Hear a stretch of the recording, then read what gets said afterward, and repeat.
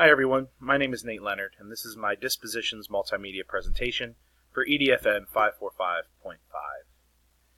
I got my Bachelor's of Arts in History at the University of Pittsburgh before moving back to the area and pursuing a certification to teach social studies.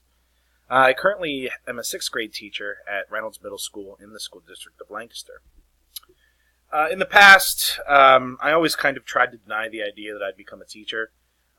But when generations of your family have been teachers and your mother spent 35 years teaching kindergarten, it doesn't take long for you to realize where your future may lie. So I'm ecstatic to be a teacher now, and I owe it all to my family for their support in pursuit of this profession. My fascination with history really began with family trips when we were younger.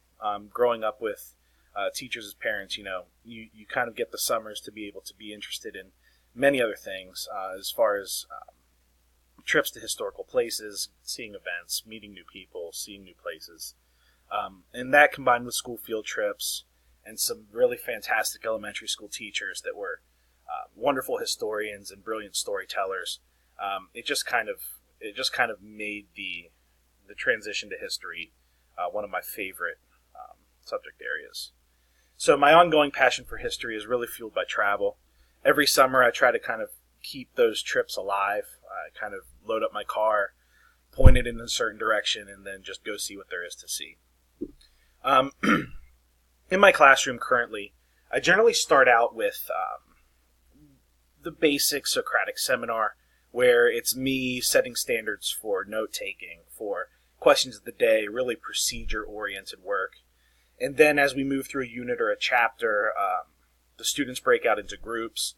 We do different activities where they get to work with a partner, they get to work in a group of 3, group of 4, and we'll do activities based on those different groups. We wrap up units with a culminating project, something cumulative in nature, where they can show what they've learned, they can work together with a friend, they can express that material in a creative way. And it's, like I say here, it may not be the best way, but it's a way that works well for me. The interesting part about 6th grade in our district is that it's the first year that our kids have a social studies class.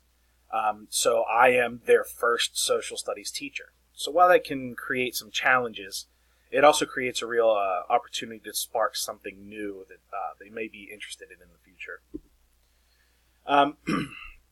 Some of the issues that influence the students I teach really go into the effects of poverty, really deep trauma.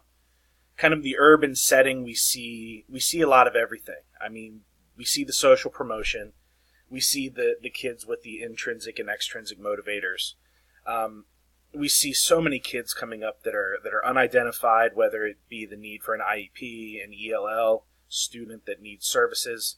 And we also get so many affluent students compared to our underprivileged students. So it's a really interesting mix that we get to kind of deal with. The way we respond to this as a staff and really my team, we just really focus on staying the course, really doing the best we can day in and day out. And when we see Dweck and Duckworth talk about their growth mindset, the grit, that's all stuff that we've really focused on in our professional developments in our district.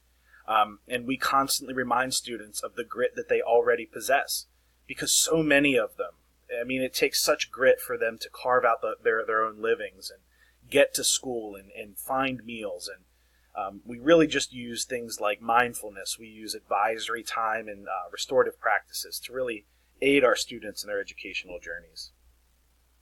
So my hope is that for this course, that I find a way to kind of bridge the gap to be an effective educator as well as an influential coach. My students and athletes, like I said, they have plenty of grit. It's inherent. And I feel it's my purpose to really teach them how to apply it to education.